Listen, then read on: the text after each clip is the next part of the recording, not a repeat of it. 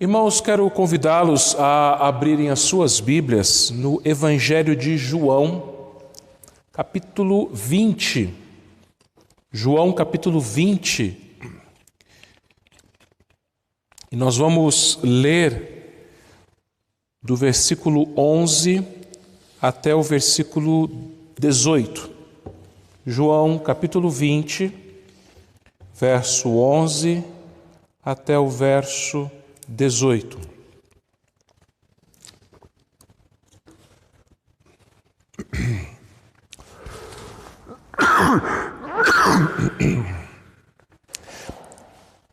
Maria, entretanto, permanecia junto à entrada do túmulo chorando.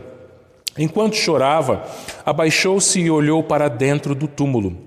E viu dois anjos vestidos de branco, sentados onde o corpo de Jesus fora posto, um à cabeceira e outro aos pés.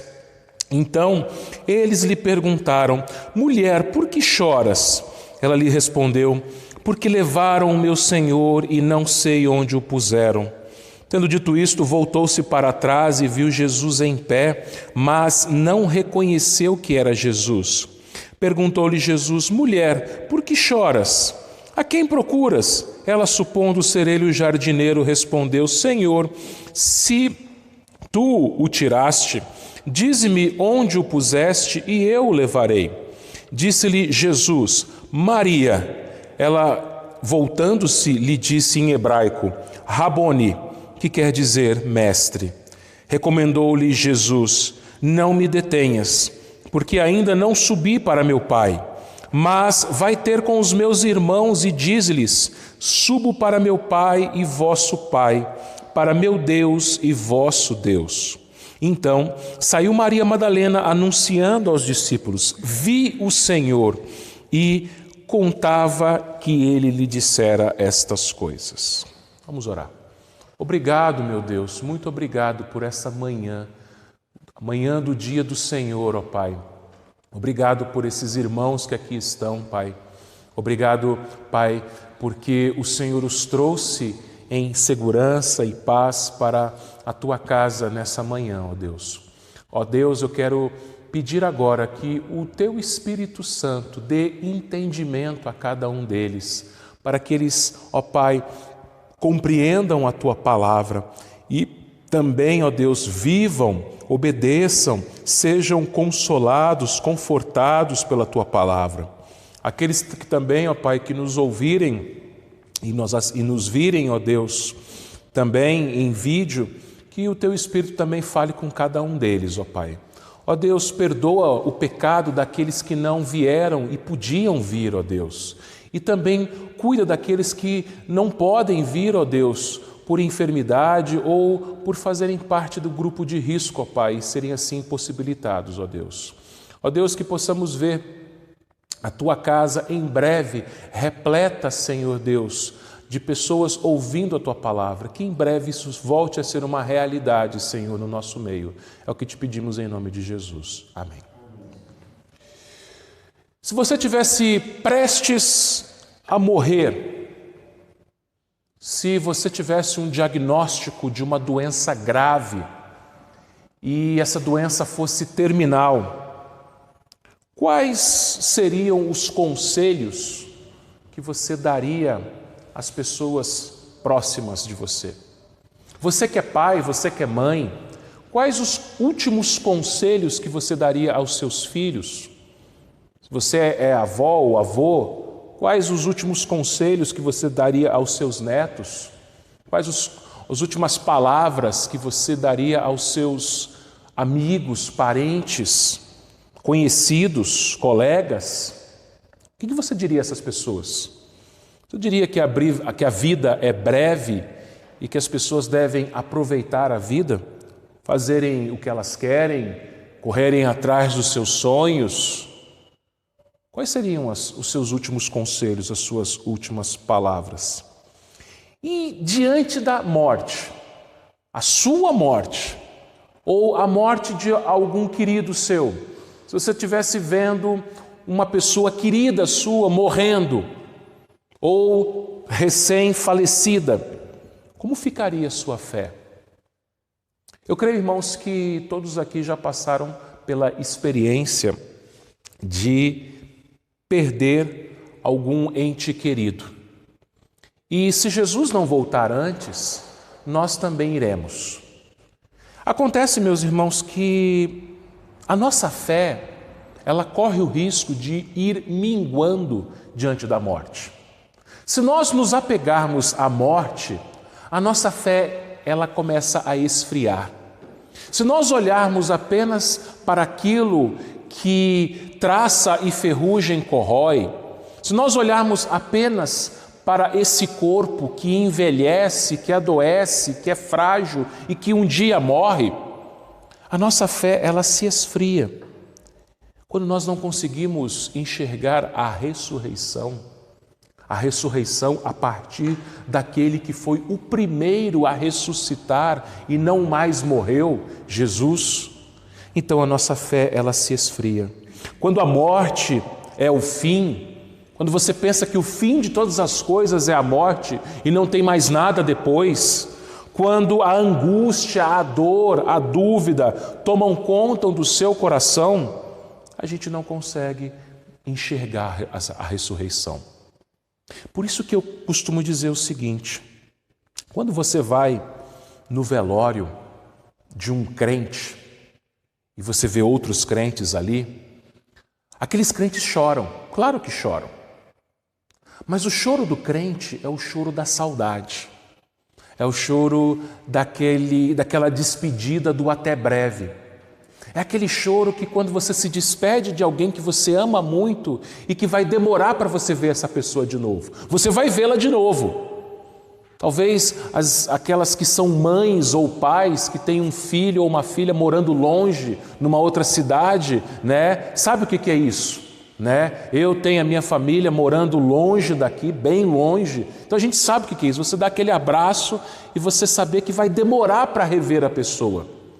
Então o choro num velório de um crente é o choro da saudade. Eu vou revê-lo. Vai demorar, mas eu vou revê-lo. Agora vai no velório de uma pessoa que não crê em Deus. Elas também choram, mas é o choro do desespero. É o choro do medo.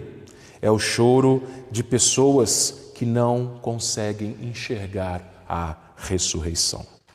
E meus irmãos, Maria de Magdala, esse era o nome dela, Maria Madalena.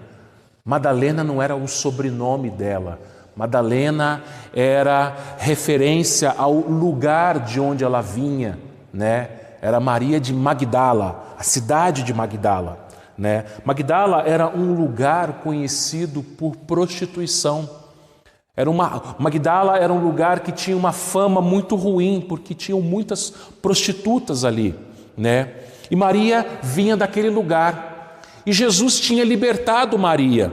Jesus tinha libertado Maria de demônios. Jesus tinha libertado Maria dos seus pecados. Jesus tinha salvo Maria.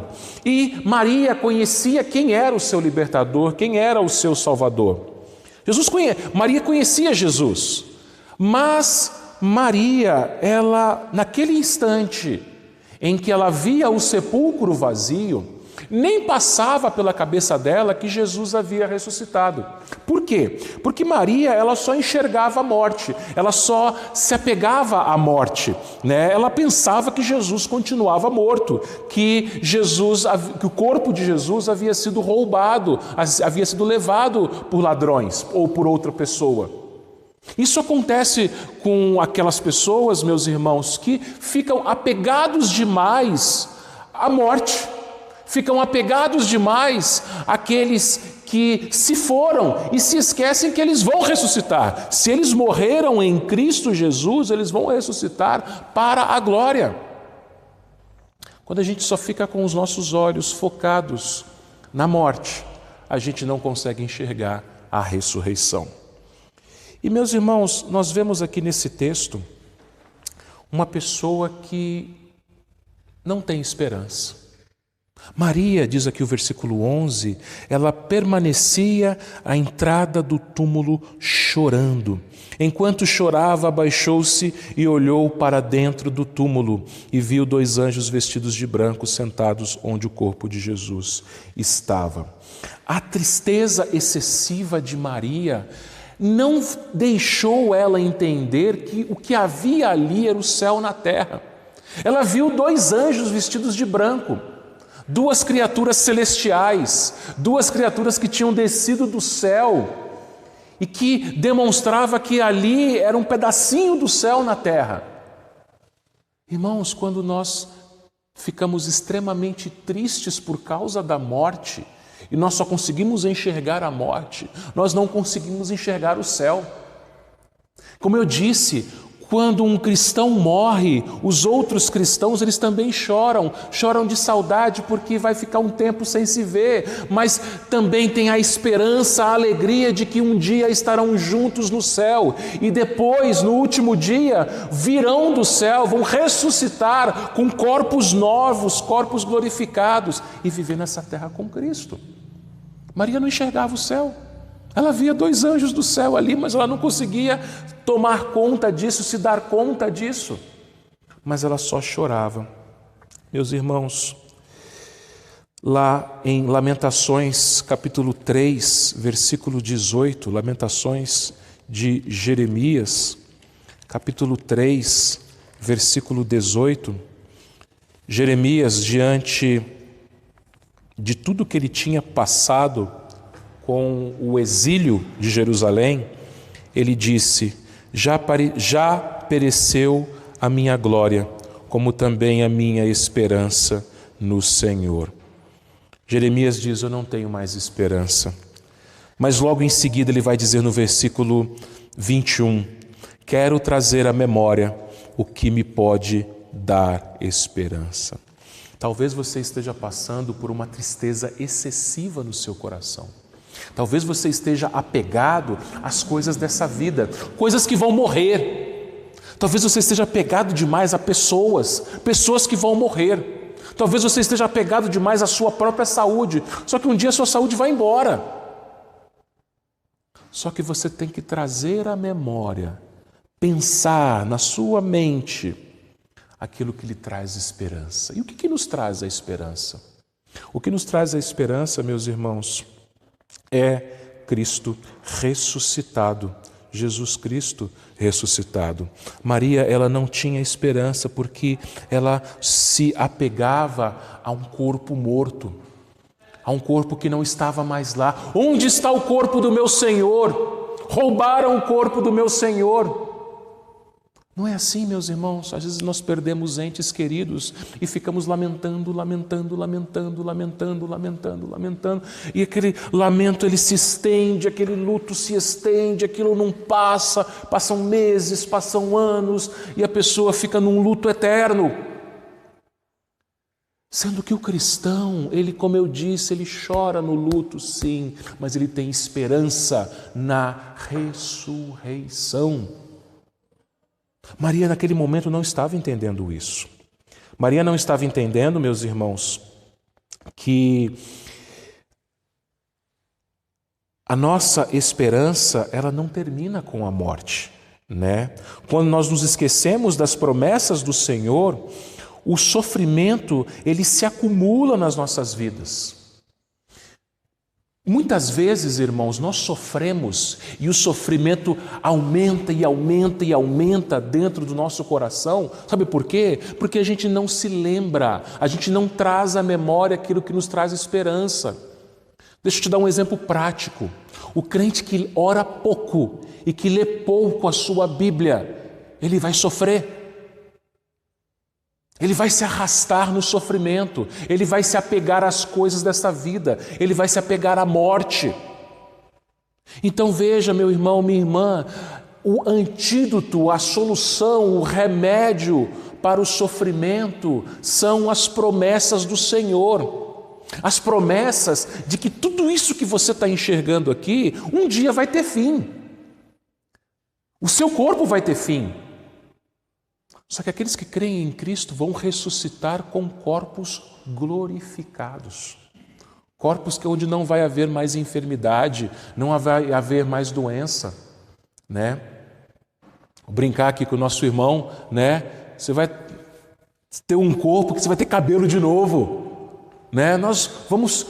Quem usa óculos não vai mais usar óculos. Quem tem algum problema físico, algum problema de saúde, não vai ter mais. Essa é a nossa esperança. Por isso que uma enfermidade não pode te abater.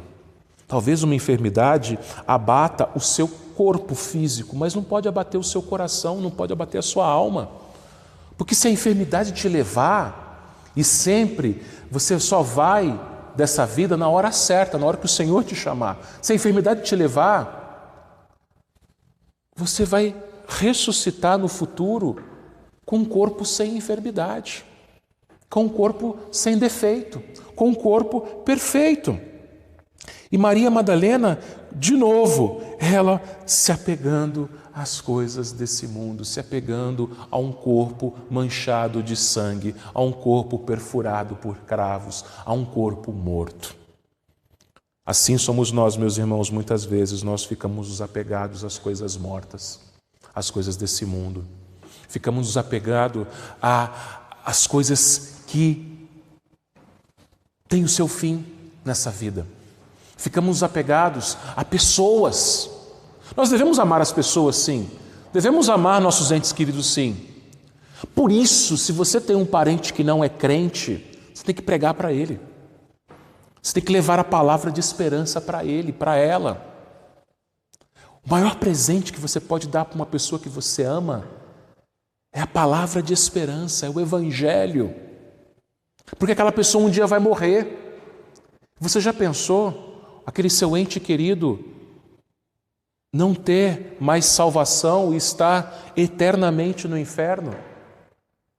Agora, se você tem um ente querido que você ama, um amigo, uma pessoa, seja quem for, você deve levar essa palavra de esperança, porque muitas pessoas estão sofrendo sem esperança, apegadas às coisas dessa vida, apegadas à morte.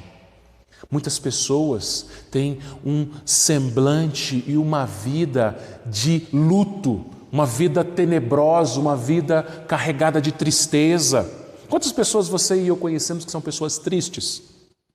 Quantas pessoas que a gente conhece que são tristes? E você tem a palavra de esperança.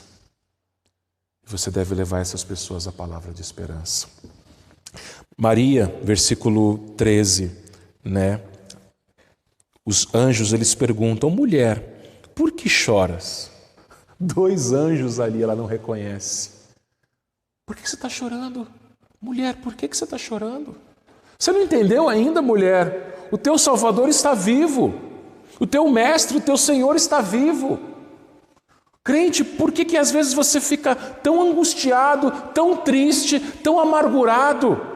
Sabendo que o seu Deus vive, o seu Deus reina, o seu Deus cuida de você, o seu Deus supre todas as suas necessidades. Meus irmãos, às vezes a gente fica com depressão, a gente fica nervoso, a gente fica mergulhado em profunda tristeza, porque a gente se esquece que o nosso Deus está vivo. O nosso Deus, Ele cuida de nós, o nosso Senhor intercede, ora por nós. É comum os crentes pedirem que o pastor ore por eles. Pastor, ora por mim e tal. Pastor, ora. Aliás, o ministério, a função principal de qualquer pastor é orar. Mas saiba de uma coisa, muito mais alto, muito mais elevado que qualquer pastor humano. Você tem o seu bom pastor que está sentado à direita de Deus, orando por você. Ele está vivo. Jesus ora por nós, intercede por nós. Então, para que chorar? Ele enxuga as nossas lágrimas. Versículo 13, ela responde: por que levaram o meu Senhor e não sei onde puseram? Maria, ainda apegada ao corpo morto. Não há por que nós nos apegarmos às coisas mortas, meus irmãos. Não há por que chorarmos. No versículo 14, Maria, ela volta para trás, ela vê Jesus em pé, mas ela não reconhece que era Jesus. Como eu disse, meus irmãos, a tristeza excessiva, ela impede que a gente veja o Senhor. Havia alguma coisa ali que impedia que Maria reconhecesse Jesus. O Evangelho de Lucas, capítulo 24, vai nos contar uma história em que 2 discípulos eles iam a caminho de uma cidade chamada Emaús, e Jesus se colocou no meio deles e ia caminhando com eles e começou a conversar com eles, e eles não reconheceram que era Jesus. Por quê? Porque eles estavam muito tristes.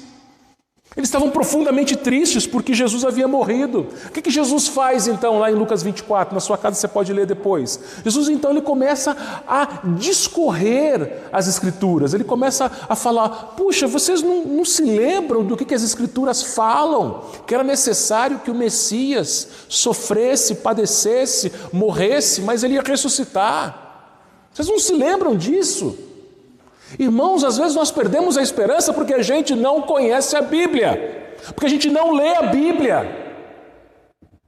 É inadmissível um crente que fica na sua casa a semana inteira com a Bíblia fechada.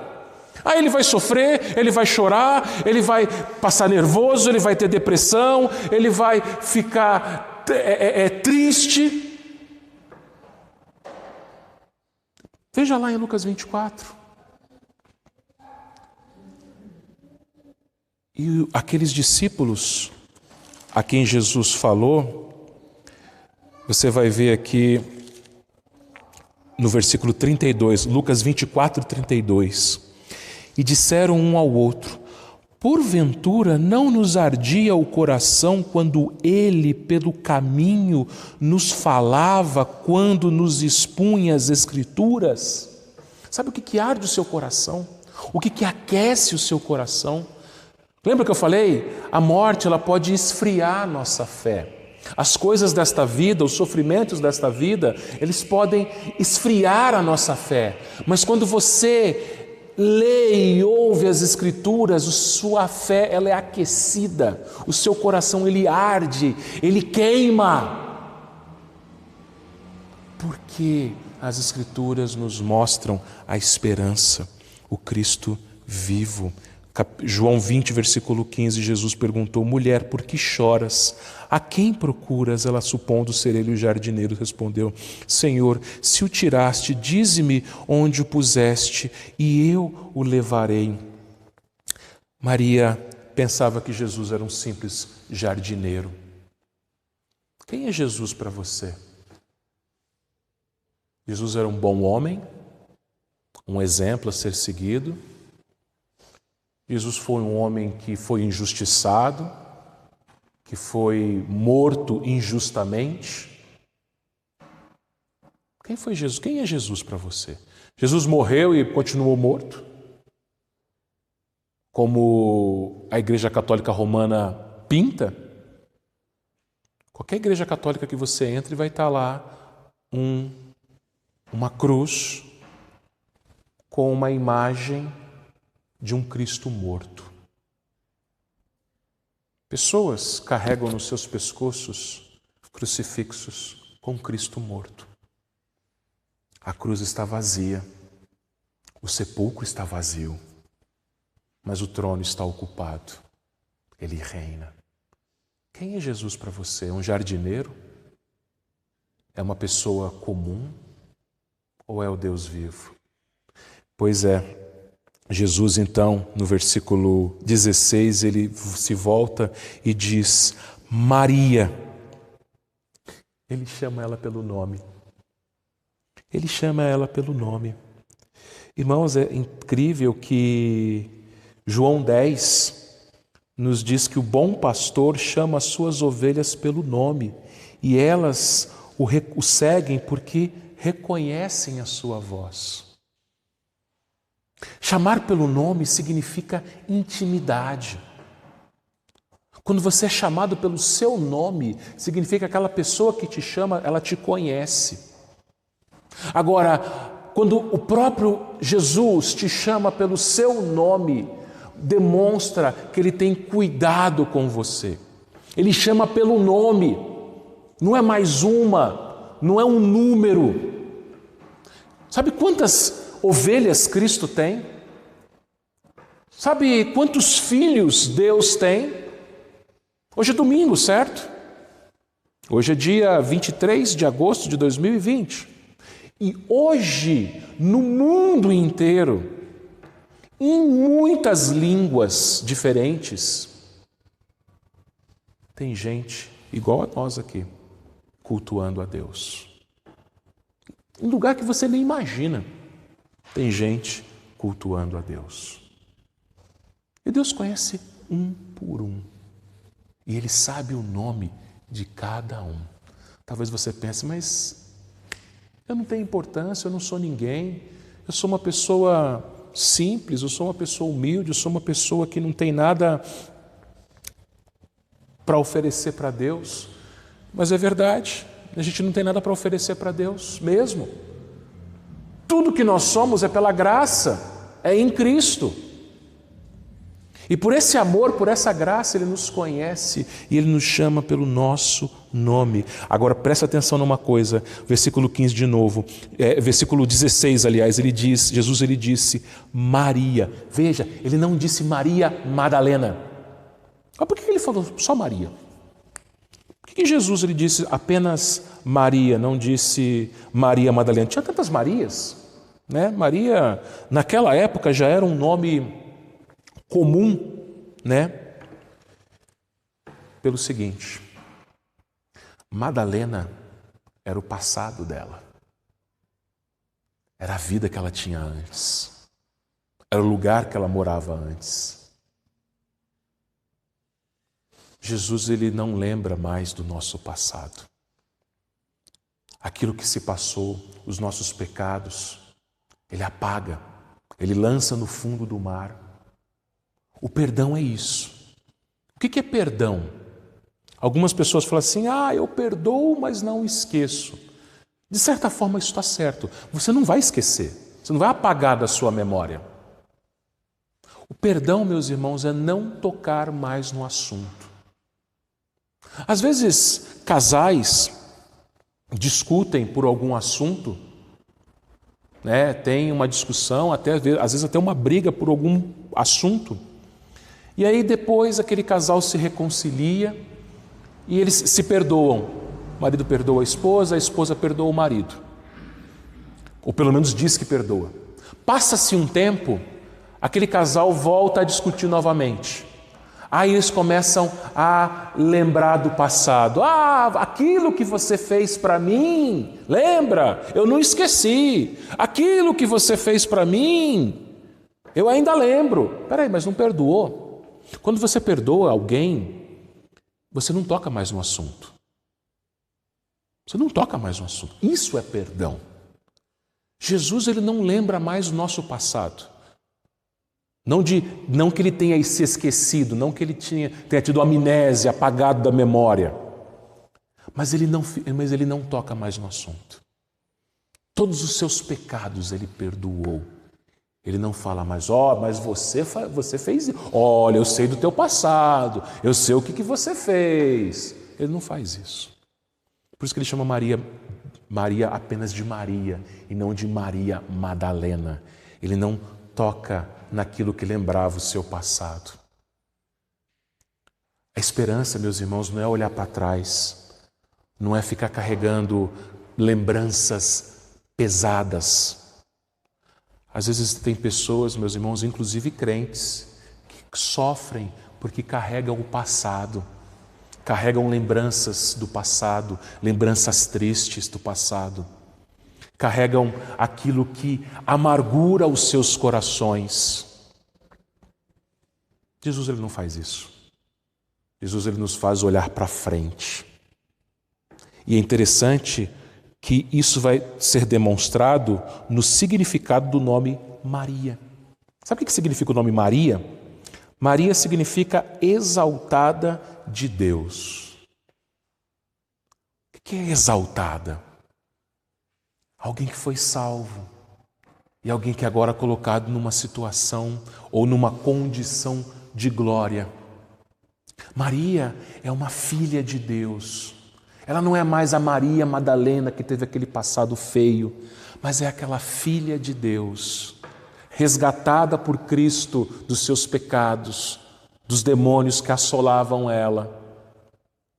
Meus irmãos, a Bíblia nos diz que nós somos filhos e filhas de Deus. A Bíblia diz que a igreja é o Israel de Deus. Sabe o que significa Israel? Israel significa príncipe com Deus. Então você, meu irmão, você é um príncipe. Você, minha irmã, você é uma princesa. Por quê? Porque nós somos filhos do rei. Por isso que você não deve se apegar às coisas dessa vida. Por isso que você não deve se apegar àquilo que vai morrer, àquilo que vai acabar. Você tem que olhar para aquilo que te dá esperança, para o céu.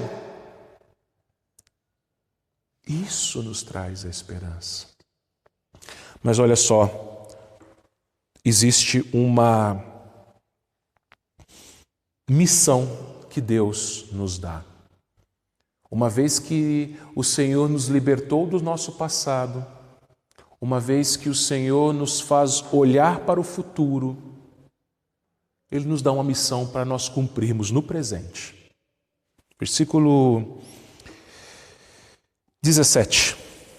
Recomendou-lhe Jesus: não me detenhas, porque ainda não subi para meu Pai, mas vai ter com os meus irmãos e diz-lhes: subo para meu Pai e vosso Pai, para meu Deus e vosso Deus. Por que Jesus lhe disse: não me detenhas? Os comentaristas, os estudiosos, eles vão dizer que muito provavelmente é possível que Maria, quando ouviu a voz de Jesus, ela o reconheceu, ela disse: mestre, você está vivo, mestre? Ela tenha se jogado aos pés de Jesus e agarrado aos pés de Jesus. É bom estar com Jesus, né? É bom vir à igreja. Pelo menos vocês que estão aqui hoje, vocês sabem disso, por isso que vocês vieram. Eu me entristeço com aqueles que poderiam ter vindo e não vieram. Eu acho que essas pessoas acham que não é bom vir à igreja.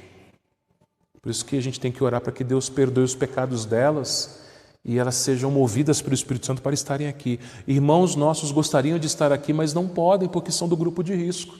Mas os que não são do grupo de risco, que não vieram e podiam vir, será que essas pessoas acham que é bom estar com Jesus? Aos pés de Cristo? Maria, ela provavelmente se lançou aos pés de Jesus. Por isso que Jesus fala: não me detenhas, ou no original, não me segure. É você tentar imaginar a situação de Maria ali, jogada aos pés de Jesus e abraçada, mais ou menos assim: agora o Senhor não vai mais embora. Eu te achei, o Senhor está vivo, fica comigo, eu quero ficar com o Senhor. É bom isso, né? É bom estar com o Senhor, na casa do Senhor, ouvindo a palavra do Senhor. Porque isso é a pregação, né? O pregador, ele é apenas um instrumento usado por Deus, mas é Deus que fala. É bom ouvir a palavra do Senhor. Mas, queridos irmãos, nós não devemos apenas ouvir a palavra do Senhor e guardar para a gente. E falar: nossa, essas promessas que eu ouvi hoje são muito boas e eu vou guardar para mim. Essas coisas que eu ouvi hoje são muito boas e mudaram a minha vida. São muito boas e como me deram alegria, eu tenho esperança agora. Não, você tem que levar para frente. Jesus, ele vai dizer para Maria: Maria, não me detenhas porque ainda não subi para o meu Pai, eu vou voltar para o céu. Mas vai ter com os meus irmãos. Jesus, ele chama os discípulos, aqueles discípulos medrosos, de irmãos. Jesus, ele não tem vergonha de te chamar de irmão e de irmã.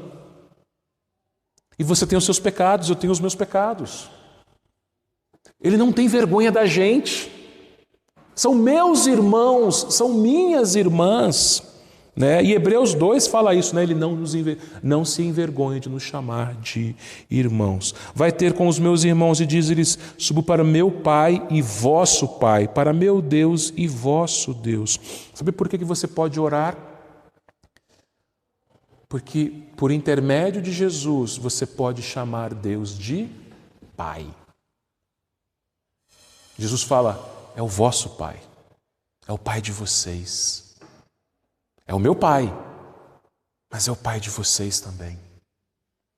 Por isso que você pode orar e deve orar dizendo, Pai. É o meu Pai, é o nosso Pai. Como eu falei para vocês, hoje, domingo, 23 de agosto, tem irmãos em tudo quanto é lugar desse mundo. E todos estão chamando Deus de Pai. São irmãos nossos. Já pensou se chegar no céu e você conhecer pessoa que você nunca viu? Gente de outros países, pessoa que você nunca viu, que você nunca conheceu. Ou você chegar no céu e você vê lá Maria. Você fala assim, olha, na minha vida lá na terra, lá na igreja de Taboa, uma vez eu ouvi um sermão sobre você. Você poder conversar com ela, você poder conversar com os discípulos, com Abraão, com Ruth, com Raquel, com Raabe. Deve ser uma coisa muito maravilhosa. E muito mais maravilhoso você estar com o seu Senhor. Por isso que Jesus ele disse, vai ter com os meus irmãos e diz-lhes, subo para o meu Pai e vosso Pai, para meu Deus e vosso Deus. 18. Então saiu Maria Madalena anunciando aos discípulos. O que ela anunciou? Vi o Senhor. E contava que ele lhe dissera essas coisas. Você vai sair daqui nesta manhã. E a missão que você tem é dizer às pessoas, vi o Senhor. Você não viu da mesma maneira que Maria Madalena viu, com os olhos de carne. Tanto que quando Jesus aparece a Tomé, e Tomé só crê depois que ele vê, aqui no versículo 29, Jesus ele disse, porque me viste e creste, bem-aventurados que não viram e creram. Você não viu Jesus com esses olhos de carne, mas você crê nele. Por quê? Porque você viu com os olhos espirituais. Você vê aquilo que ele tem feito na sua vida, a transformação que ele está fazendo na sua vida, as mudanças que ele está fazendo na sua vida. Então você deve falar para as pessoas, olha, eu conheço Jesus. E Jesus é aquele que nos tira da tristeza, que nos tira das trevas, que nos tira do pecado e nos leva para a luz. Jesus é aquele que nos dá esperança. Jesus é aquele que nos tira os nossos olhos das coisas desse mundo, tira os nossos olhos da morte, tira os nossos olhos daquilo que vai se acabar e coloca os nossos olhos naquilo que é eterno. Se você tem os seus olhos naquilo que vai se acabar, se você é apegado demais a pessoas, se você é apegado demais à família, ao seu trabalho, à sua casa, às suas coisas, tudo isso vai acabar. A sua saúde, veja, eu não estou dizendo aqui que você não deve cuidar da sua família, você deve cuidar da sua família. Não estou dizendo aqui que você deve cuidar da sua saúde, você deve cuidar da sua saúde. Eu não estou dizendo aqui que você não deve trabalhar, você deve trabalhar. Mas essas coisas vão se acabar. Isso Deus nos deu nessa vida, mas isso vai acabar um dia. Então use estas coisas, usufrua destas coisas, mas entenda que tudo isso vai acabar um dia. Um dia você não vai ter mais trabalho, você vai aposentar, você vai parar de trabalhar. Um dia você não vai ter mais casa, você vai morrer, não vai precisar mais ficar naquela casa. Um dia a sua saúde vai embora. Um dia os seus entes queridos vão partir. Então não se apegue às coisas desse mundo, aos relacionamentos desse mundo. Viva sim a vida que Deus te deu nesse mundo, mas entenda que os seus olhos devem estar no Senhor, na eternidade, que é para lá que você vai. E por isso, anuncie, fale, proclame, vi o Senhor. Não guarde tudo o que você ouviu aqui nesta manhã e que tudo aquilo que você já ouviu durante toda a sua vida, não guarde para você. Pessoas estão sem esperança. As Escrituras ardem o coração das pessoas. As Escrituras transformam os corações das pessoas, porque as Escrituras trazem a esperança de um Deus vivo, de um Cristo vivo, de um Cristo que venceu a morte. Que Deus nos abençoe, meus irmãos, que Ele nos use a sermos testemunhas da Sua palavra.